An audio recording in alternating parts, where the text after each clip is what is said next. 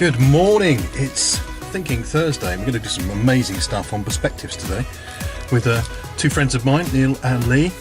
It's so dark I'm having to use the video lights, but it's quite exciting because the birds are going bananas. But their excitement about the new day pales into insignificance compared with my excitement because I couldn't sleep last night because I'm so excited about what I'm going to share with you today. So I have a little bit of that excitement. Will be contagious and you'll be energised by today's vlog. Here we go. Morning, Captain Neal. Morning. How are we? We're good. In fact, we're so good I couldn't sleep last night. Really? First up then, we're on our way to St Albans Head, which is what the Coast Guard calls it. In history it's also been called St Aldhelm's Head, and this is St Aldham's Chapel. What we wanted to do was to take the drone and give you new perspectives. But first, look at this, we explore the chapel. Why am I whispering?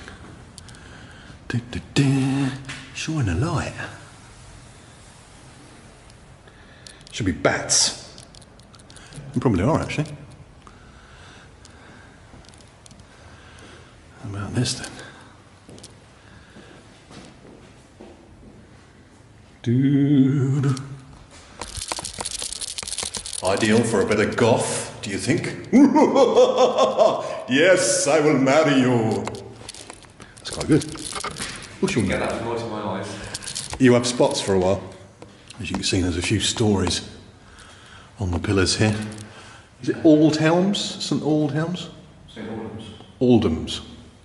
St Aldham's Head. So this is a sea chapel where ladies who wanted to get married would put a little love note in some of the slots, and of course prayers would be said for the safe return of their loved ones. Sailor boy. Morning. Morning. That's Lee on lights. Today's pilot drone pilot, Captain Neal Hendes, as we've agreed. So we're going to talk about multiple perspectives today, and using drone footage is an ideal way to do that. You get the big picture from above, and then the handheld camera I've got here will get the close-ups. I thought it was Alex there for a minute, but it's the naughty Dave Oxley. If you're watching this, you naughty boy, writing on church walls. It's interesting though, isn't it? All these slots where they would put the love notes. Oh, okay. It's not exactly King Tutankhamun's tomb, but there is a certain ambience, isn't there? Da, da, da. It's professional, some may say. Yes, you'd have to have the right stone tool, wouldn't you, to really get it like that structure. Yeah. So we're talking about 800 years old here, folks. Messages going back centuries, so many stories to tell. It was a really windy day, so we weren't quite able to get the shots we wanted at the head itself. I'm going to show you some other shots later when we went inland. But what I just want to get across is sometimes a friend can be like a drone to you. They can see your situation and you from a more distant, less emotionally engaged experience. And when you get that big vista like this scene here at St Albans Head, I mean, isn't that glorious? Isn't that beautiful? Suddenly, you can see the trees. We have a cliche, don't we? Can't see the wood for the trees because we're so close to our own lives that we can have sometimes just one perspective, as if through our eyes, through our ears, feeling as we feel, smelling what we smell, tasting what we taste. Freedom in life comes from developing a new sense of radar, if you like. This is a memorial to the radar research that went on during World War II at Worth Travers. And as I walk out there to the point, suddenly my view of the world is expanded.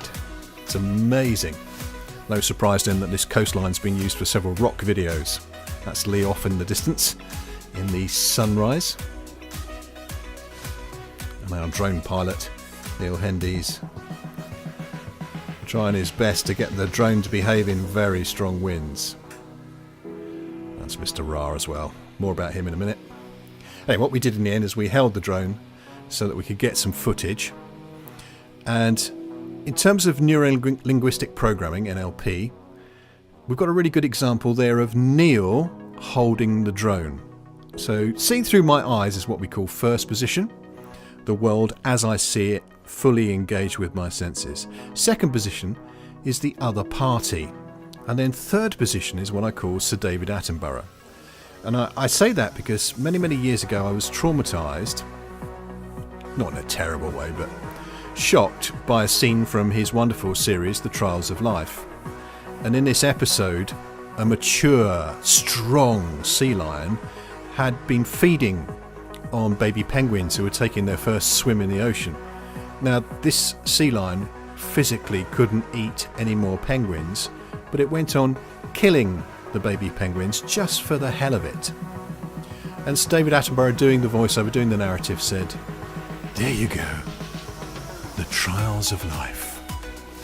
And there was something in me that was outraged. I thought, gosh, if I was part of the camera crew, having a distant perspective here like we've got a wood henge in Worth Matravers, I'd get out from behind the camera, I'd kung fu the seal, I'd rescue the baby penguin and say, "Swim, little penguin, swim!"